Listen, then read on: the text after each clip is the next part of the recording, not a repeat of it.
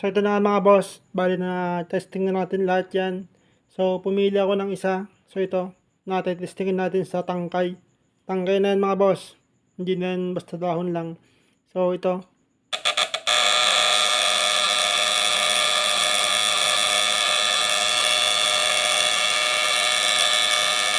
So ito na yung pinaka magandang timpla niya mga boss. So hindi siya uminit. Ayan no, kahit konti wala siyang init. Yan. So, testingin natin mga boss. Tangkay na mismo ito mga boss. Ayan o.